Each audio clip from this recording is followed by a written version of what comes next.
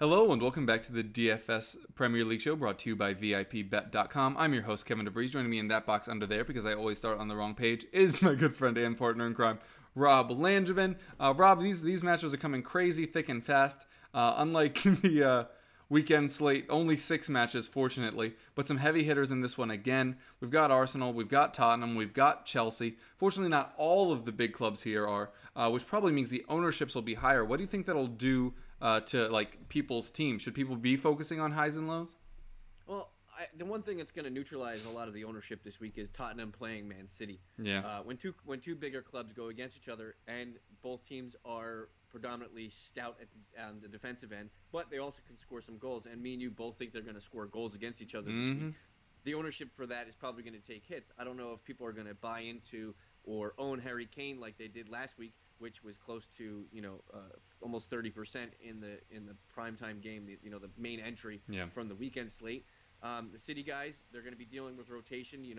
But the thing about DFS, as always, you'll be able to fix your lineup accordingly as soon as the lineup is out. So if Sane or Sterling or Silva or Aguero or Jesus or any of those likes are in or out, you'll be able to adjust accordingly. So I think that is also going to take some away, because if Aguero's playing and Jesus is playing, they bet they're going to steal percentages from each other. Same thing with De Bruyne and Sane, Sterling and Sane, and down the line it's like a matriculation factor down of ownership for City. That game is basically going to steer the guidance of ownership for this week, because when you look at the prices, most of the big name prices are on that slate, on that game on this slate. You do have Arsenal that is playing a downtrodden Newcastle team. You have Chelsea hosting Southampton, and then there's some other lying in the weeds games that could be interesting to fill out your roster.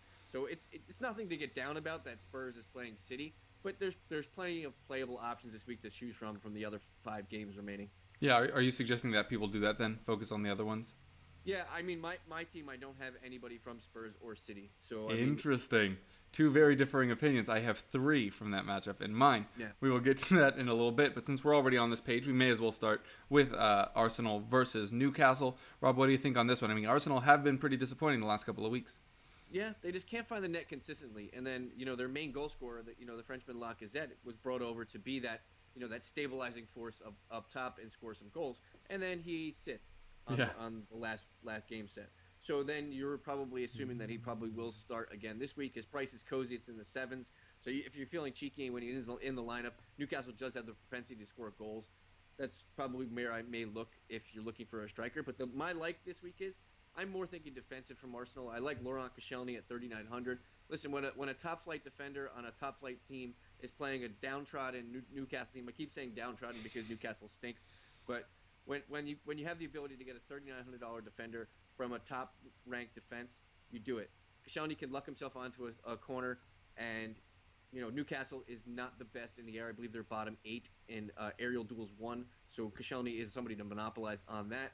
Somebody I don't like, I'm keeping it cheap and kind of blah here, but I'm going with DeAndre Yedlin for Newcastle, 3,900.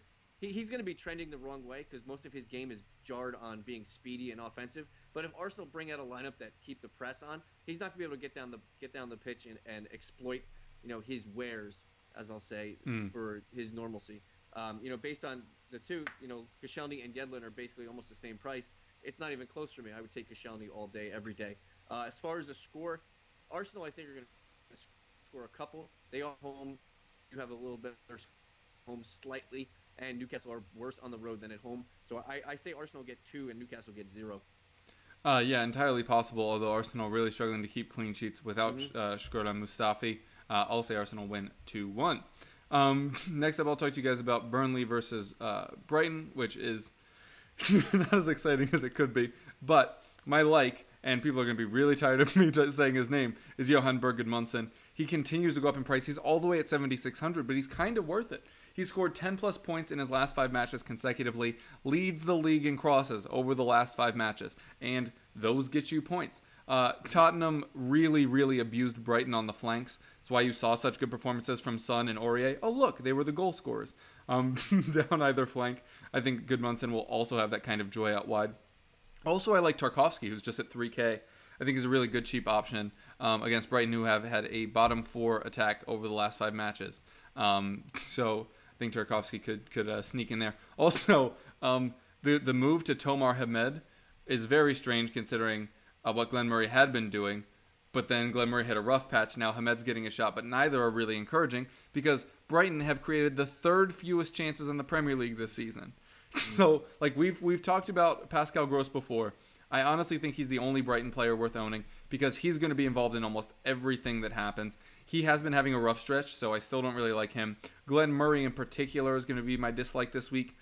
Scored 1 point or fewer in 3 of the last 5 matches, including a 1-pointer, a 1-pointer, and a negative 1-pointer. So super off on him, super off on Brighton on the whole. Again, think Pascal Gross is the only one worth owning. But even in DFS, his price is still not necessarily that cheap. Where is he? Just scrolling a little bit. Yeah, still at 6,800. That price needs to come back down up to around 6 before I really start caring again. Burnley are not with a lot of good attacking options at the moment, although Defoe is having a good season as well. I'll say Burnley 1-0. Yeah, this game is not going to be the offensive fest that we think. Brighton is I'll coin a phrase here. Brighton is offensively offensive, if I do say so. Yeah. They just have nothing going forward. Everything flows through Pascal Gross when he's on the pitch. He's basically Burnley's Robbie Brady, if you so want to choose with Brady's out in this game. So it's a pun not intended. Yeah, Burnley defense is all cheap. Keep an eye on fitness for Ben Mee. Matthew Loughton are expected to play, but their prices are all under that $4,500. So you basically could probably score because Brighton just doesn't score. So keep it that way. This game is going to be not a goal fest. I think Burnley get one, maybe from a Vokes or a Ashley Barnes or something stupid like that. Yeah, probably some dumb set piece or something. Sounds like we're in agreement, though. Next up are your Blues, who have also been a little disappointing lately in terms of who's scoring. Because the goals have been there. It's just not the people anybody owns. Yeah, and this game, the people who just scored the last game, Willian, Pedro, all had great games. Bakayoko. Looking at them, and they're not going to play. They're probably not going to feature in this game. Yeah. So, me being a stout Chelsea supporter, I'm downshifting completely to someone who I think that's probably going to play in this match. I'm going with Daniel Drinkwater at 3,300. He didn't feature in the last week's game. Chelsea is shifting around parts, trying to keep everybody fit and healthy. And with the news about Morata, I really don't trust Morata. Hazard is, when we get to our teams, you may or not see him, but it's he's been frustrating. What is it? Single digits the last 3? 8, 5, and 6 yeah. His last 3, and he's been over 11,000 once and then over 10,000 twice. So basically 19 points for that price is just abysmal return. I'm looking for Drinkwater to be like a complete differential. You're buying into somebody on Chelsea. You think they're going to score goals. They should score goals that you're lucking into. When you look at the last week's game, nobody really owned Willian crazy. Nobody had Pedro disgustingly owned. And so that's why I'm going with Daniel Drinkwater. Even Bakayoko had a good game last week, even on the DFS slate. Yep. So Drinkwater can slide right into his slot, be accessible. He is a good facilitator of the ball. So I'm looking at that. My dislikes, I'm going with the Southampton forwards here. Charlie Austin, Gabbiadini. Austin 5,300, Gabbiadini 4,200. Listen, they're not going to score enough goals in this game or do enough when they have the ball. They are not those kind of intrinsic DFS players that can, pass and do interceptions, and they may draw a foul or two, but they're not going to accumulate points unless they score a goal. Their whole point tally is based on them scoring a goal, and they're going against a team who lets up less goals than Southampton scores. So from that standpoint, I'm banking on them just not doing anything. The Southampton duo up top, whoever it may be, whoever starts. Score-wise, Chelsea, I think, are going to let up a goal here. I think they're just sloppy that way, but they're going to have the better of the goal tally. I think it'll be 3-1. Before I give you a score prediction, do you think Fabregas starts? I do. Okay, cool. I can back that 3-1. It could even be a 3-0. I think they've just been getting kind of unlucky, getting like gut punched at weird points in matches. I basically think Drinkwater will slide into Bakayoko's slot, and Fabregas will slide into Williams' spot. And then basically, if Morata's fit, he'll play. If not, Batshuayi may play up top. Hazard may shift down to the back. I think Pedro will sit at that if that happens. Yeah, and Pedro false 9 has been used before as like a deeper, weirder option. Next up, we'll talk about West Ham versus Stoke. Rob, I kind of stole your thunder here. It's your boy Arthur Masuaku on 4,500. Yeah. He has more dribbles and take-ons than any other defender this season and has done so in just 11 matches played. He's 4th in the whole league this season, despite only 11 matches played. He's been a consistent starter since David Moyes came into the club and has now kept 2 consecutive clean sheets since Adrian took over the goalkeeping position. And those were against Chelsea and Arsenal. Sorry. I think West Ham are definitely trending up, and I think Masuaku is definitely one of the biggest beneficiaries of that. My dislike is basically any Stoke player other than Shaqiri. I don't even really like Shaqiri that much. Stoke currently have a bottom 10 attack and defense. And when I say Stoke have a bottom 10 defense, I just want to phrase how kind that is to them, because they have conceded more goals than any other Premier League team this season. In fact, the 3 best defenses in the league have conceded the same amount of goals total as Stoke's 36. So City, United, and Burnley's goals conceded combined is the same as Stoke's league worst 36, which is absolutely bonkers. I am so off the Stoke hype train. Even ECMC squared is doing nothing for you. Diouf keeps getting pushed back and forth between being a forward and a wing back, which makes no gosh darn sense. I do not like West Ham and tipped them for relegation like 2 weeks ago. I think they turn over Stoke. I have not seen a less inspired performance than I saw when Stoke played Tottenham this season. I think West Ham win 2-0. Yeah, I think West Ham, I like your shout for my boy Masuaku. You brought up all his dribbling stats and take-ons. He's just been phenomenal since he basically got a starting role, and even better in the Moises role, because he's basically playing out of position and he's being more up the pitch, getting crosses, getting take-ons, stuff like that. Listen, Stoke is bad. I hate to say it, but this could be Mark Hughes playing for his job. Seriously. They're home facing a West Ham team that is bouncing around the standings. They're going from 16th to 18th to 15th to 17th, based on how they do in their games. The Potters are just playing uninspired ball. Shaqiri's way overpriced at $8,900. He's basically the only inspiring offensive weapon that they have, given the money they've spent over the last 3 years to try to improve their team. It's not looking good for the Potters. I like their shout for the score. Could be 2-0, could be 2-1. But I'm hoping for a clean sheet from West Ham, because I have a lot of other things invested in West Ham defense in other formats. So yeah, I think both of us in agreement there. Next up, Rob, you're going to talk to us a little bit about Watford versus Huddersfield. Watford have been kind of up and down this season. They can't keep people from scoring, but they can score goals. Yeah, that's the one good thing about Watford, is that they do have the innate ability to be, kind of attractive. Like they're that girl who's like 15 to 20 feet away at the bar, and you buy her a drink and you walk over to say, "Hey, how's the drink?" And then you immediately turn around and go, "Well, it was only a drink. I didn't, kiss her." That's was only a drink. It was. That's what Watford's offense is. They're good from afar and far from good. They're basically it revolves around Richarlison, and now Richarlison has a little bit of a ding, so he's maybe a question mark for the week. They're looking for that secondary offensive option next to him. Andre Gray has been inconsistent. Deeney is just not the fittest dude I've ever seen. He's very barrel-chested. Looks like he should be a bouncer. But the guy I like in this week is Daryl Janmat. The way that Watford's defense is set up, they're dinged up. Firmino is lying in the weeds injury-wise. They have a lot of inconsistencies in the back with Mariappa. Christian Kabasele is actually pretty good. But look at what Janmat did last week. He got a goal from the wide side. They're playing a team that has given up tons of goals on the wide side of the field from Huddersfield. So Daryl Janmat from the defense at $4,900 seems like a bargain to me. On my dislikes, basically anything that plays for a Huddersfield team, they have nothing for them. Any offensive player. I don't even trust Aaron Moy anymore at $6,500. Yeah. Steve Mounier, $5,300, scored 2 goals at the beginning of the week. 2 weeks ago, scored 2 goals. Nothing else is to show for it. And even the wunderkind Tom Ince at $4,600, he just doesn't do enough, because Huddersfield just doesn't have enough offense and enough possession of the ball to move the ball around, get quality shots on goal on a consistent basis.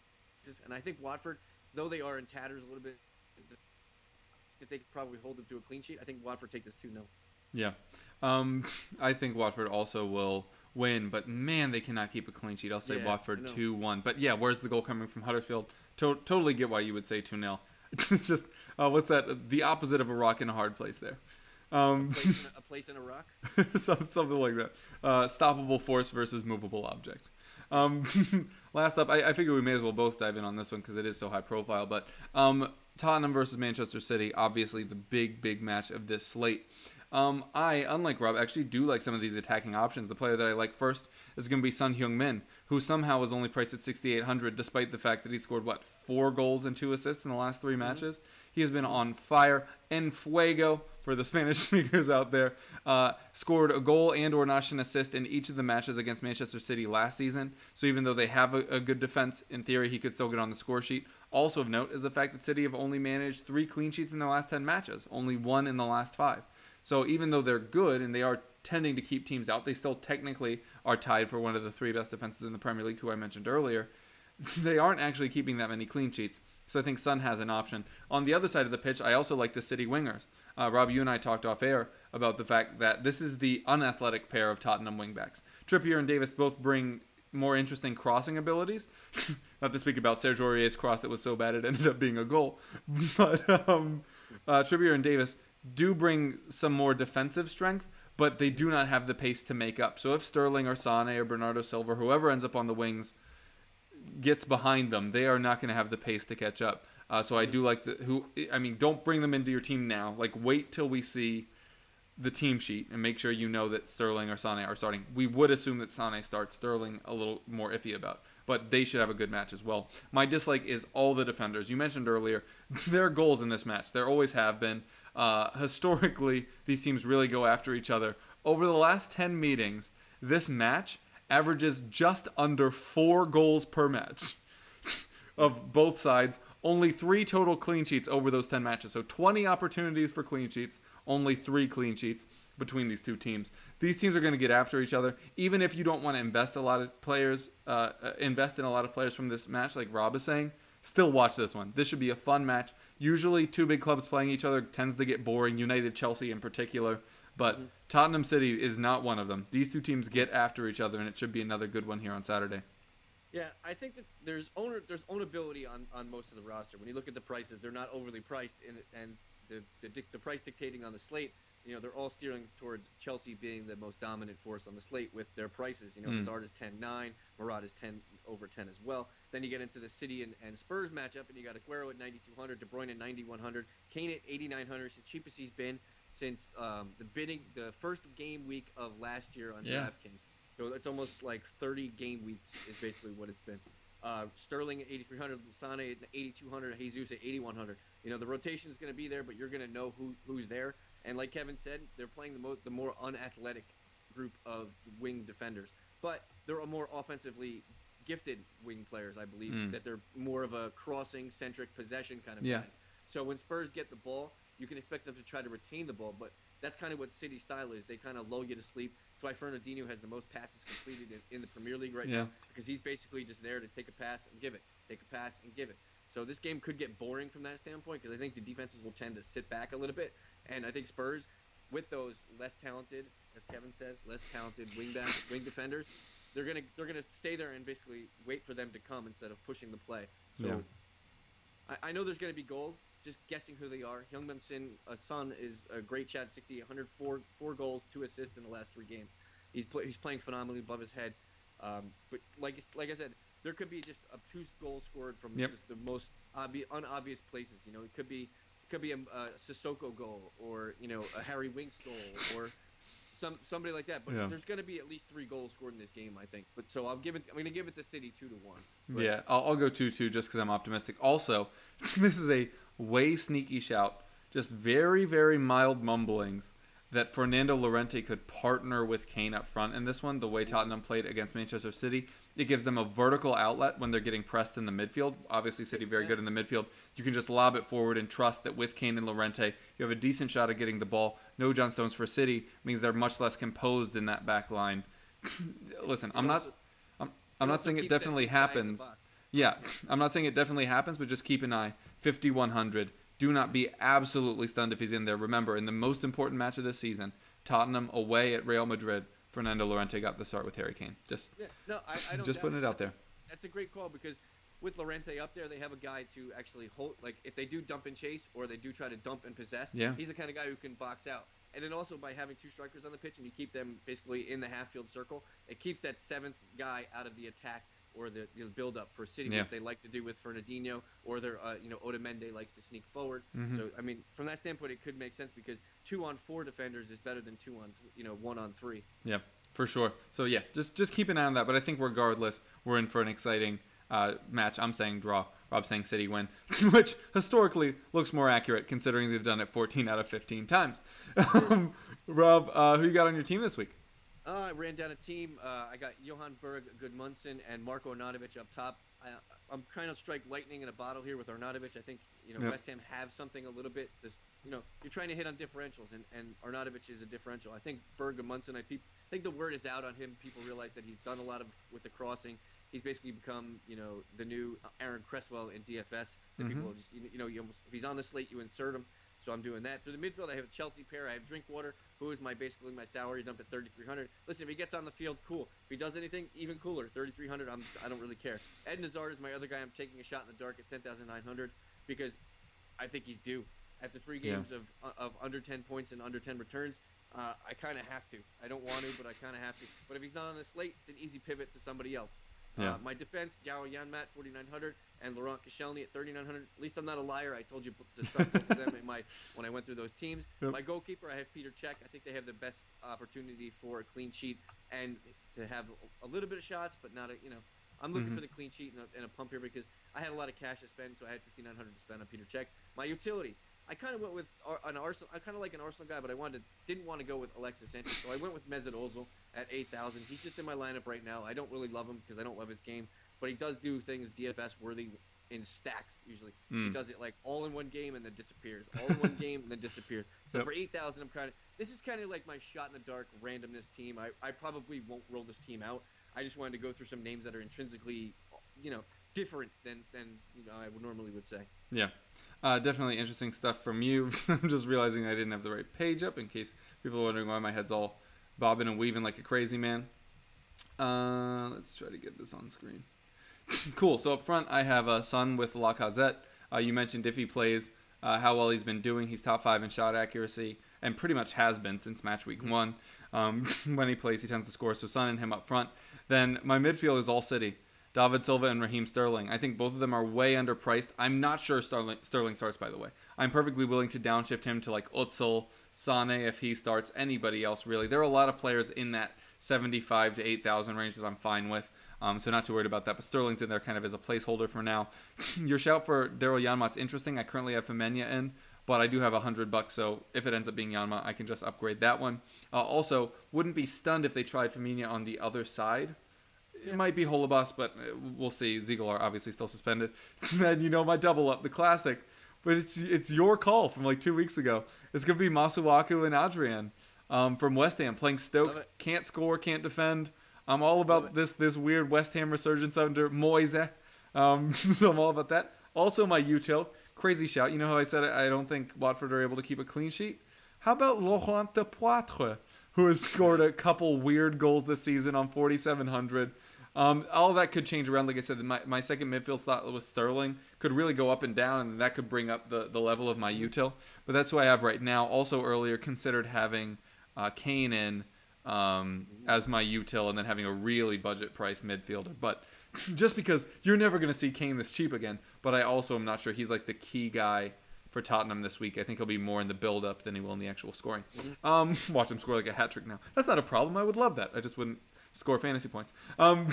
So with this weird-ass slate, where do you think the point tally is going to land?